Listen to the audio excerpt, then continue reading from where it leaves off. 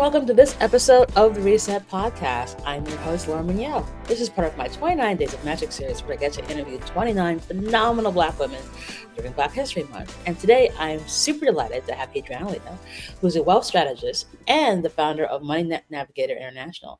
She has a remarkable story, and I cannot wait for us to kind of dive in and talk all about it. So let's get started. Hi, Hadriana. How are you? Well, hello there, Laura. I am very well, thanks, and I'm delighted to be here. This is going to be fun. I know it's going to be fun. Buckle up and have a good time. First questions, always the same. Answers, always awesome. So, my darling, Hadriana, what's your all-time favorite job? The one I'm doing now. I am You know what? thoroughly shocked. I am 100% not an entrepreneur. So starting my own business, that would probably be hilarious to anyone who knew me. I was brought up to get a good job, keep a good job, retire, and then maybe have a life if I got lucky. But my experiences with the getting the job part, they weren't that great. So I'm like, I gotta do something different. So yeah, I get to do some pretty phenomenal things in my current job as a wealth strategist. And it kind of brings together all of the happy things that I do, all of my kind of superpowers. So this is it. This is as good as it's gotten so far. It could get better still, but this is phenomenal. I love this. So now you got to tell me the story about how we got here. What was the career journey that led us to? Is your happy place? Yeah. We got here because where I was just wasn't cutting it. It's so I was that traditional financial advisor. So I sold stocks. I was licensed. I went through all of the hoops to be able to take care of other people's money. And while all of that was going on, I faced both internal and external barriers. I remember sitting in one office, and at that time, I was a licensed assistant. So I wasn't actively working to advise directly with the client. And I remember being told that, yeah, don't have any delusions. You're never going to have any ownership of this book of business. So I'm like, okay, time to bounce. So I went to my next opportunity where I was very clear that I'm coming in as a licensed assistant, but I want to build a book of business. And when the opportunity came for me to do that, they said, no, we need you to do all the other great, awesome things that you've been doing for us. We're not ready to have you take ownership of the book of business. And I'm like, fudge. Lord have mercy. Because while I don't swear, I come up with all these other beautiful ways of saying that, expressing my frustration. Yes. Yes. But yeah, I felt that one really resonated. It hit me at a spot where I'm just, and yeah, it wasn't gonna happen. And at the same time, I was facing two kind of, I guess, life-changing events for myself. And realizing that this might be a shocker to some people, but while I was in that last position, we were managing probably well over $600 million of other people's money. And I was bouncing checks. I could not make up the payments for my mortgage. My credit cards were maxed out. So it kind of brought me to the place where, okay, where I am is not cutting it, not for my personal growth, not for my ambition, but also where I am, I was like the ultimate hypocrite because I'm telling everybody what to do with their money and I could not get mine together. So it led to a lot of personal realization that it's not what I know, it's what I could deploy, it's what I could actually put into practice. And it led me on a journey of discovery, and how I healed myself was the start of discovering how I can help heal other people. So I'm no longer a advisor. I am a financial counselor, and I bring together the therapeutic aspects of understanding who you are, understanding what you want. What are the roots? Listen, there are so many scripts running in our head that associate with money. And we don't even realize that we're playing our grandmother's track about money in our heads and getting stuck. And as I discovered more, as I studied more, as I learned more, I'm like, gotta bounce. this next opportunity just brings together all these great aspects of who I am and what I want to do. So that's how I got here. And it's been a thing. It's been a journey. It's been 10 years, more than 10 years now since I've been on that side of the financial waters. Wow. And I'm sure you've seen a lot, especially since there was a whole like pandemic that happened in the middle of this. Woo! So, question for you. So, I love how you talk about how, like, on the outside, it's like, okay, well, I should be doing great because I got a good job and blah, blah, blah. But, like, actually, no, which is happens to all of us. Yes. So, as a wealth strategist, what are some like kind of brass tacks things we should kind of know starting off and how to put ourselves in a better financial future? Because obviously, money on the mattress ain't the move. No, it's not.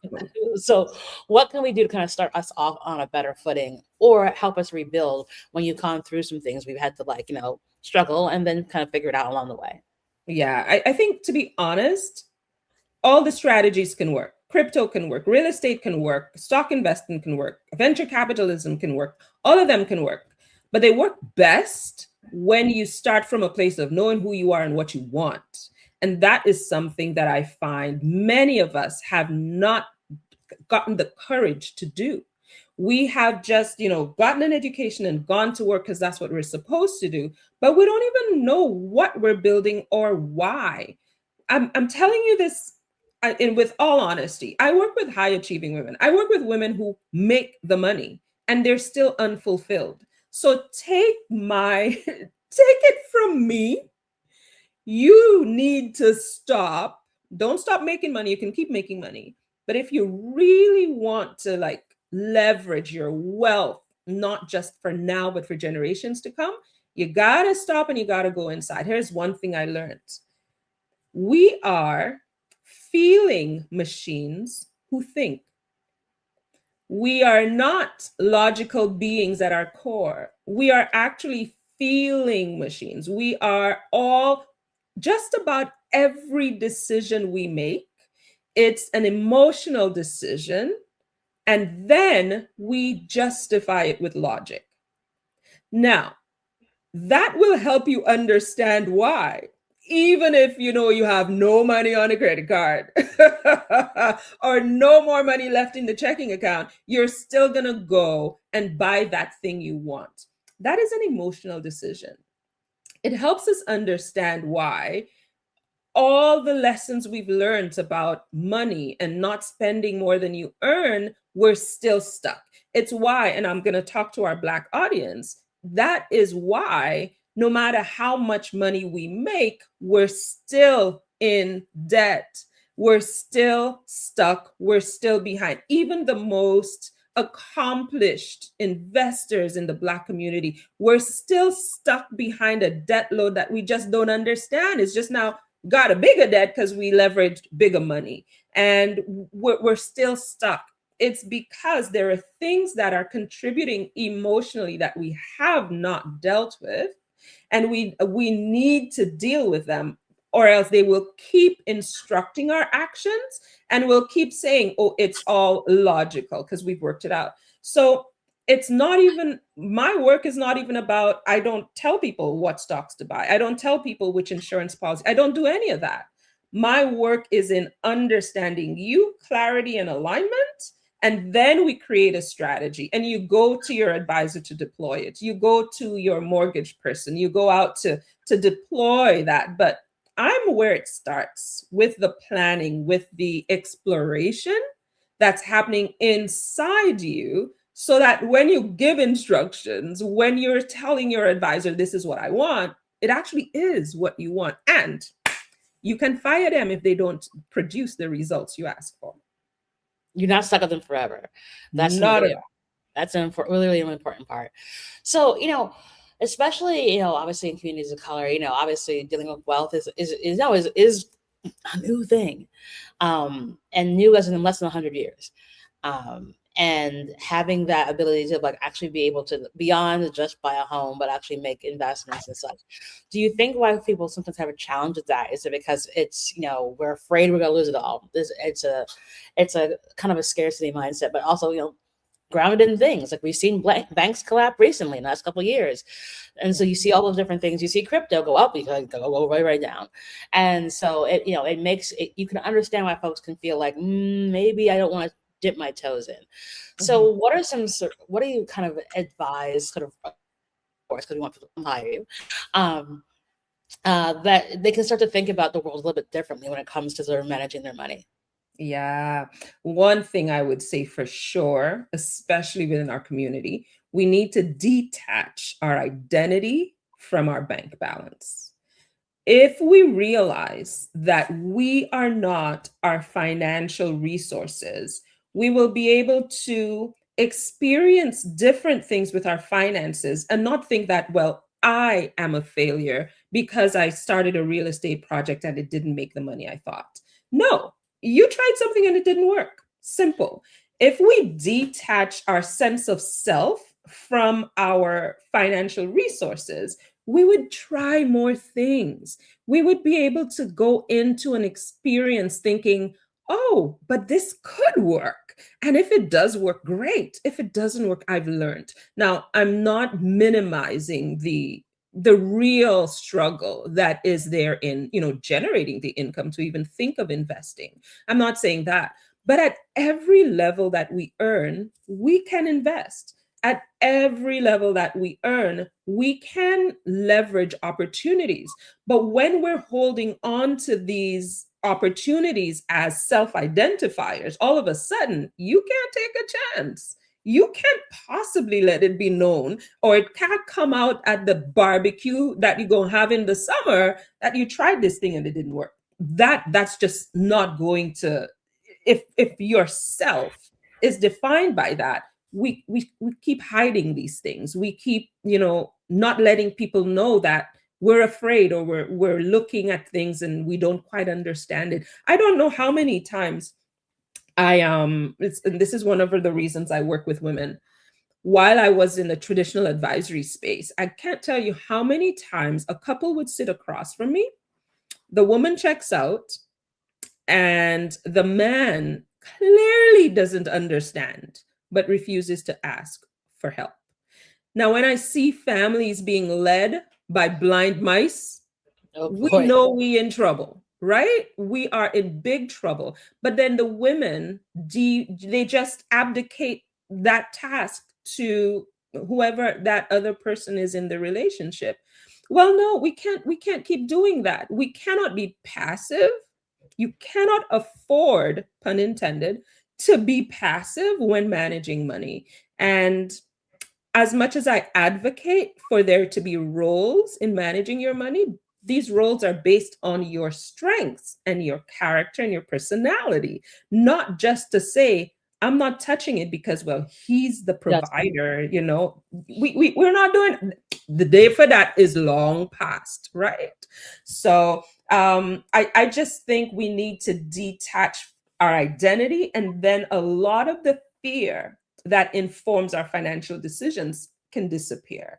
Once we can do that, then we now need to open ourselves up to not being the smartest person in the room. Hello? We can't be learning if we already know everything. As a community, we get to step out there and say, you know what?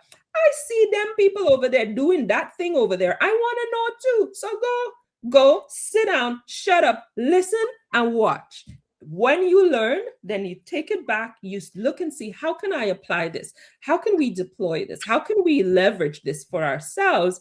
And then but we are so tied to, I don't want to look stupid, or I don't want anybody to know I don't know. And as a result, we never know. To help me. Yeah.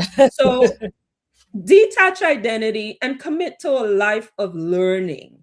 Just these two little things can change the trajectory of our financial outcomes.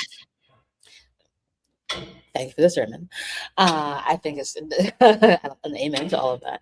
Are I've seen a lot of things like people go on like Chat GPT. Are there sort of like online tools that folks can again to kind of begin to get the universe of what all this stuff is before talking to an advisor, but again begin to get those first frameworks in place? Yeah. So I love any tool that you can work with and understand. So one of the favorites that I like is an investment simulator because, I mean, you know how to save in a bank account. You can put money away. You can, set up automatic debits and whatever, send it in all the places you want it to go.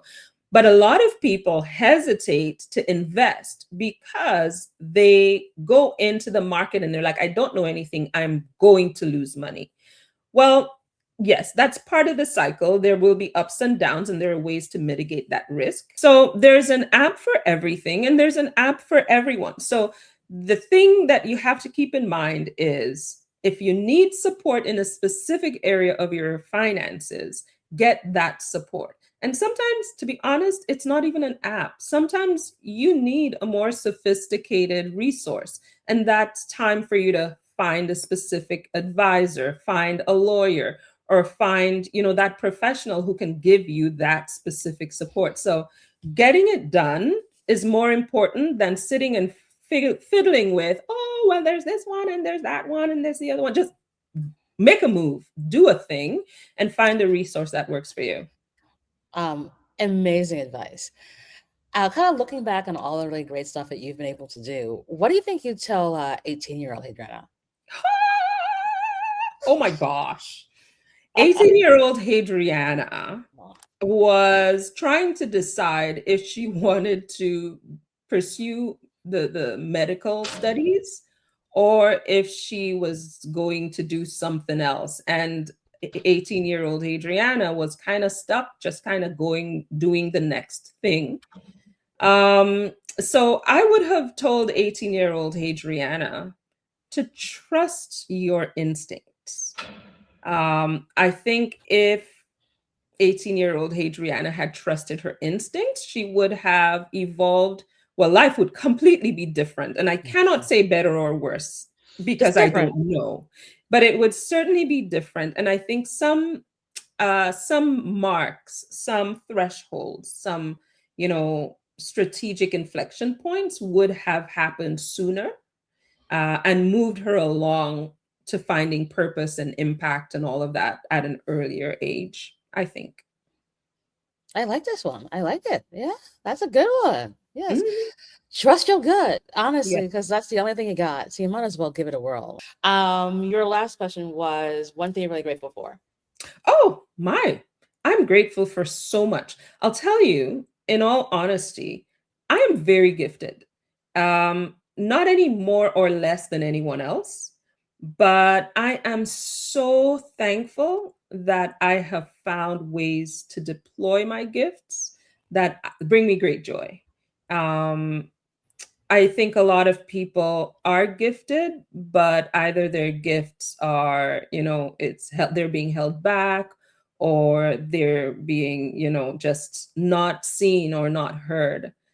I am so thankful that I can use my gifts in ways that just bring me joy. So I'll count that as one gratitude. I got lots, I got tons, because I'm deliberate and intentional with my gratitude. But for this one, I can share that. It took me a long time because I used to say, oh, it's just, it's nothing or what have you. And then I'm like, no, I do have strengths, I do have gifts, and choosing to deploy them is my gift to the world. So yeah, I am that person, um, and I do it with joy and great humility. I love that. It is like we have these gifts. Put them out there in the world, like, Yes. and like don't be shy about them. Like, and it not have to be a specific thing. Like, no one needs to be, no, not everyone needs to be Beyonce. There's only one. But how you can help people, as you're helping folks, find their way to navigate their money, like kind of important, kind of an Yeah, amazing gift to have. So 100. you cannot go wrong with that. And it's been so helpful. I'm sure lots of folks will be like, all right, letting go of a lot of that weight that we have about the money that we have and how we can navigate that universe is hard. So I Yeah. think you've been given a lot of really great tips here on ways to begin to lighten the load a little bit there, and obviously chat with you, and they also chat with you. So I have my last question for you. Mhm. Do you have a give and or an ask of the audience? Oh, absolutely. I always offer a free consult. I think that my way of operating in the world is anyone that I touch, anyone that I meet, I leave them better off than when we started. So my intention is whether or not a person gets to work with me in my professional capacity, I have the capacity to help them. So I offer a free consult. It's 45 minutes. We get to have a conversation, no obligation. Of course, if we are a fit and I can help in a more structured way, happy to work with them. If not, I can move you forward. I can help you move forward. So that's always a give. That's always my pleasure. And that's one way that I help, spread the love around. Real good, real good. It makes me feel good. So you can always access that on my website.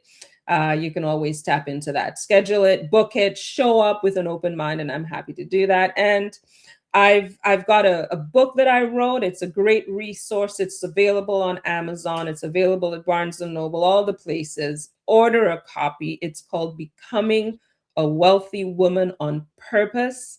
And that is, if I do say so myself, your coach in your pocket. Grab a read. There are journal spots. It takes you deep. So if anything resonated that I shared today, grab a copy. Make your day, make my day. Awesome. We'll put details in the show notes to help schedule a call and to buy your book, because I think having a coach in your pocket is always a great thing to have.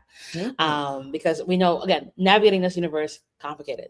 So any way we can get help, super great. Well, Hadriana, you have been such a delight to have on the show. Thank you. Lots of great advice that people will absolutely love to have.